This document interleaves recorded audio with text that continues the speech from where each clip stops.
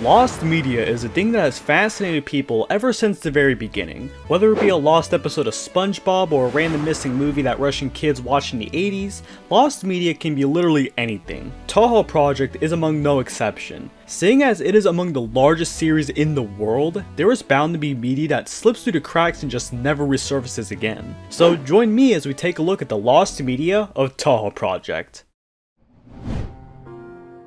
Memories of Phantasm is considered the Touhou anime, but that doesn't mean it's the only one. You may have heard of Summer Days Dream and Sealed Esoteric History, both said to be great fan anime. But imagine an anime that went missing with very little evidence for its existence beyond a few clips and photos. Oh wait. Anime Tencho X Touhou Project was an OVA featuring the characters of Touhou crossing over with Anime Tencho, the mascot of Anime Ltd, which is the largest retailer of anime, manga, and games in Japan. It was created to celebrate the 10th anniversary of Anime Tencho as part of 10 separate projects, one of which being the Touhou crossover. I assume Touhou is one of the biggest products in their stores, otherwise this anime would not have been made. In September 2010, it was announced that the OVA was in production and will appear at the Ichioshi Bishoujo Matsuri, an event in Tokyo happening in November. Touhou fans were rather shocked by the announcement, seeing as Zun was not too interested in an official anime for Touhou Project, so seeing this was kind of the next best thing. He later reiterated that he was not involved in this project in any way, even changing his doujin guidelines to not allow corporations to sell or produce fanworks in any way for some time.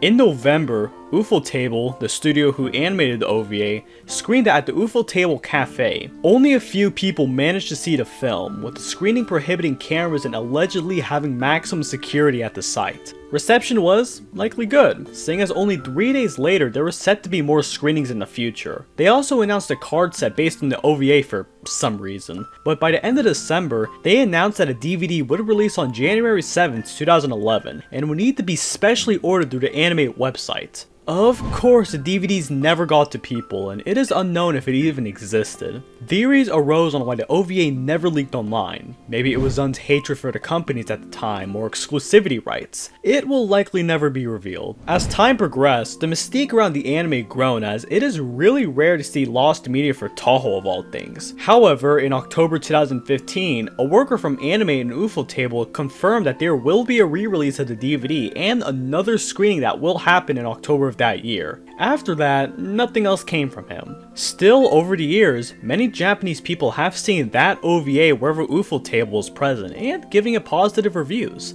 but even then, no footage aside from the trailer have survived. It seemed like this movie would be lost, forever hidden behind exclusive screening in a faraway country. However, in everyone's favorite year 2020, a user on Bilibili uploaded the entire storyboard for the film. They likely came from the character reference book, as shown in the video. This is the closest we will ever see the film in its entirety, but I kinda like the mystique behind it though. It's like one of those lost media creepypastas you watch as a kid. They just kinda stick in your mind. Will the legendary DVD be released? Will a rogue hero release on some Chinese website? Could a recreation of the OVA from just the public storyboards be possible? We will never know, but the future will unfold itself, so anything can be possible. Maybe if we ask Ufotable nicely? Between the end of the PC-98 era in 1998 and the beginning of the Windows era in 2002 with Embodiment of Scarlet Devil, Zun did a few strange works in between, started a website, finished college, and worked on a few games with his bros. The Seihou Project is a sister series created by Shunsatsu Saredo back in 1999. Zun had some involvement with the first two games with his music and art, most notably with Seihou Yuka. However, a song that would likely be forgotten in the grand scheme of things has become the talking point of legend, Frontal Attack. It was a song composed for the 1999 prototype of Shusho Gyoku. It is known that it was going to be used as the boss theme. Later in development, it was replaced for different songs for unknown reasons. Sometime in 2000, Zun made a webpage for his collection of music that he made in the development of Shusho Gyoku, with all the songs composed, calling it Zun's Strange Works. 6 songs were posted available for download, yet no Frontal Attack. For unknown reasons, Zun never posted a song on his page, thus making it lost. For some time, the song remained a mystery in the Tahoe community as Zun's music was so desirable. As the years progressed, it became known as the Lost Zun song. But suddenly, nearly 20 years later in 2018, the creator of Seho, Ponchi, uploaded a video on the Nico Nico Doga of him playing the 1999 prototype, which featured a section of frontal attack. After all of these years, part of the song was finally revealed. Sadly, Ponchi deleted the video 3 days later for reasons, thus potentially losing the song once again. Thankfully, YouTuber Romantic TP re-uploaded the lost video and even made a fan recreation of the full song. To this day, the rest of the song has yet to be revealed officially, seeing as Ponchi has little interest in leaking the prototype online, thus the song will likely remain as a partially lost mystery. On the Spanish Lost Media Wiki, there lists other Zun soundtracks that have completely been lost. For example, the MIDI soundtrack to Phantasmagoria Dim Dream, Lotus Land Story, and Immaterial Missing Power being completely lost, likely being removed in development. Some songs from Subterranean Animism are listed in the text files, but the 4th, 9th, and 11th entry are missing in some form from the actual game files, which could mean that Zun skipped the numbers, or he had some other songs planned for the game but for unknown reasons just didn't add them. For Legacy of Lunatic Kingdom, Zun stated in the music room comment that he had a death metal version of Pandemonium Planet for the extra stage, but he did not like the results, so it was scrapped. But the metal influence still stuck for Hikashi's design though. There are 2 other songs, both from Impossible Spellcard, that are both found yet missing. That is because they appear from a missing Zun game. Touhou Impossible Spellcard is one of the more forgotten games, featuring Seiji Kijin on her adventure to not get killed since everyone in Gensokyo is hunting her down for bounty. It's a fun game, but most of its legacy has been forgotten over the years. However, one piece that still sticks around Touhou discourse to this day is how this game has a lost special release that only premiered at a single event, Digital Game Expo 2014. Danmaku Amanojaku Gold Rush is the game in question. The gameplay is said to be extremely similar to the final release, where you can use items to cheat death and beat spell cards. A major difference is how you cannot fire a shot. Instead, you must use your Miracle Mallet on Reimu to turn her bullets into koban, money from Edo era Japan. Some compare to the gameplay of Great Fairy Wars if you need a visualizer. The game was created using Impossible Spellcard's engine in only 2 days for the event to test the player's scoring ability. They only had one go, and after achieving a score, it was recorded onto a score sheet, which I assume was only for bragging rights. Zun stated that the game was only meant to be shown at the expo and never be publicly released. His games are so widely beloved, so it's odd to not have him release his works. This love extended to one Chinese developer who decided to recreate the entire game from scratch. He took videos and eyewitness experiences as reference to make the game as accurate as possible, and it shows. Though there are still some changes from the actual release, most notably how the game does not use remixes from the Gold Rush version, just songs from Impossible Spellcard. There has been no word on if Zun will publicly release or demonstrate it again, so it is very likely it will remain in the Kanushi's archives for a very long time. But if you do feel inclined to play this masterpiece, play the recreation since it is 95% of the experience. Also, why is Reimu on Koishi stage? Embodiment of Scarlet Devil is the most important game in the entire Touhou series, hands down. Like any important game, people want to document every little change and version to see its progression. However, the game is 20 years old, and seeing that the internet was still very young in 2002, there is a good chance for a lot to get lost. In April 2002, Zun announced the game on his website. Later in June, he uploaded the first of his trials, then releasing revised versions fixing bugs and adding more and more features, leading up to its release in August 2002. There are 15 trial versions of Embodiment of Scarlet Devil, only 2 of which being completely found. The version 0.08 Plus version was found the 21st of June 2021 thanks to a September 2002 issue of DOS V Power's demo disc given to the admin of the Cutting Room Floor wiki, Revenant. One of the main selling points of these discs are the old abandoned software and website content from the era. By some freak accident, he managed to find one of the lost versions in the 2002 issue. It was big news for the Tahoe community since the only other version found is the 0.13 trial from the 25th of August 2002 that is still up for download on Zun's old website, by the way. The rest of the builds are completely lost, most not even having their pages and downloads saved. The most notable of the lost builds are the first one because some screenshots of the game have been saved, like the title screen having a weird paper aesthetic, and the Extra Trial, an extra stage demo sent to a few shops in Japan. Due to the niche nature of the internet at the time, the low popularity of Tahoe, and Zun's bad archives of the era, I believe that these versions may be lost forever, as sad as it sounds. The only way I can imagine them being found is some guy encountering them at a junk store in Japan and miraculously finding the contents on them, thus leaking them online. Though that is some wishful thinking. However, it took 19 years for the 0.08 Plus demo to be found again, so there is still a bit of hope before these versions may be lost again, this time for good.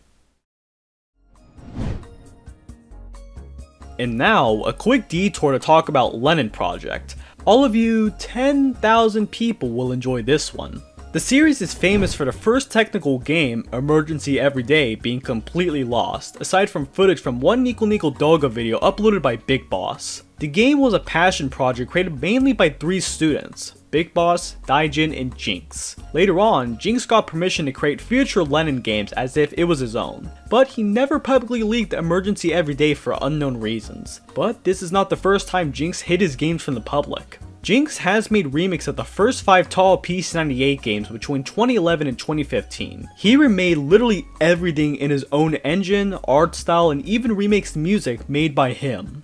All this work just for an April Fool's video. People begged him to release them online, but for the longest time, he refused. In 2017, he worked on another project called Fools Rush In, a loose remake of Phantasmagoria Dim Dream. It seemed like another April Fool's joke, but thankfully in June, he tweeted about himself wanting to release the game to the public, and shortly after, he did so.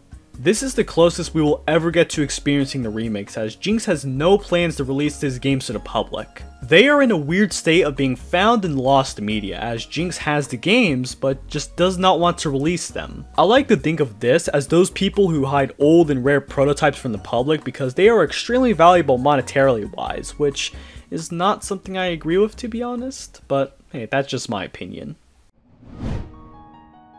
The missing flanger video was something I found on Twitter and made me think, The lost media call was posted by a Tahoe Music gimmick account who wanted to find the original sources of the song since they have been obsessed with it. For some time, one of the only places to hear the music video was the strange upload on YouTube by Possessed by Phoenix. However, on the same day, Twitter user Kid Kazuma posted another tweet by Damui, who had the Nico Nico link to the original upload, a good sign since the original tweet of the thread was of the same video, memeing on it only a month earlier. Another Twitter user, Scaristo, took one for the team and searched far and wide and eventually found some results. He was able to find a strange website that had original information of the song. It was named and was composed sometime before the 27th of September 2008 by arranger Neko Mimi Style, who has made songs since 2004 and is still active to this day. It was sung by Miyu and was distributed by Dojin Circle Recycle. In the description of the video, it was figured out that the video was likely made for the rhythm game contest The BMS of Fighters 2008 by Murashin, the uploader for the NND video. Some guy also pinged the uploader on Twitter to verify if they made the video, and they confirmed it. It was a swift end to this piece of lost media that left an impression on a few kids. It felt like one of those old CGI films that you watched when you were younger that just stuck with you due to their pedaling at the same time. When you get in the lost media, all you will hear about are the big stuff. Clockman, A Day with SpongeBob, the Mario 64 prototype, you know, the typical. However, a majority of known lost media is at the tip of the iceberg. Have you ever heard the statistic that a great majority of silent films are lost forever? I think the same applies to internet media, in specific with Tahoe Project. But as the law of media dictates, as more a thing exists, the more of it will get lost. One of the most common pieces of Tahoe lost media is missing art. One, not only because it looks downright epic, but because it was among the first artworks I have ever seen when I was a young Touhou fan. I decided one day to find the artist via reverse image search, yet I could find nothing. Danboru, Sosnow, Google image search, nothing. So then I decided to ask my community for help, which didn't result in anything significant. This was a major problem with old music videos back then. They would use an image that they found on Google, use it in their 2008 music upload, and leave it at that. The problem is that they do not credit the artist, which is a very important thing to do nowadays because you can support and view the artist's catalog because it's just fun. Another example of this comes from Scarlet Flame Flandra, who has all of the Touhou OST uploaded on YouTube. Search up a Touhou song, her catalog is likely the first result. A lot of her older uploads do not have sources of her artwork. When she went on hiatus in 2017, the culture of supporting the artist has changed drastically from hobbyist kids on DeviantArt begging for points to Twitter artists making good money from commissions. She came back a few years ago, and on her community comeback post, she made a promise to go back and add source links to her older videos, which she has done to an extent. A lot of other lesser known and even abandoned channels have yet to follow suit, and in the case of Pineapple Disciple, a few of his videos are quite literally the last surviving places of the artwork. Kind of a melancholic end to that story. The same thing applies to media like video. I remember watching two You and Owen remixes in specific. A Game Boy and an 8-bit Famicom remix. The Game Boy one was actually really awesome. It featured a picture of a Touhou game in a monochrome style of the Game Boy, though it featured the picture of Perfect Cherry Blossom. I do not know what happened to it, but rest assured you that the remixes that you will inevitably search for are not the ones I am thinking of. The one that went missing was a lot more epic, a lot more punchy if that makes sense. The other is the Famicom remix. Searching up You and Owen Was Her in 8-bit will give you a few results, but the one I am thinking of is titled The Better Version. It sounds really great all things considered, but the reason it is considered the better version was because there was a previous that existed. It had the same picture and it sounded a bit more empty than the one that still exists online. I swear, I saved that one years ago, but apparently I do not. But I believe they were both mildly popular, so it is likely that some nerds saved it in their massive archival collection. We may never know, but I hope they get saved because they hold good value to me and some others. They remind me of my early days as a fan to the series I love most. They are likely other pieces of lost media like lost MMD animations and insane replays of the games, but I do not know that they even exist. So, if you have a piece of lost media that you remember, tell us in the comments. I bet your story is worth telling. But in the meantime, my brothers and sisters, this is where I get off. Saludos!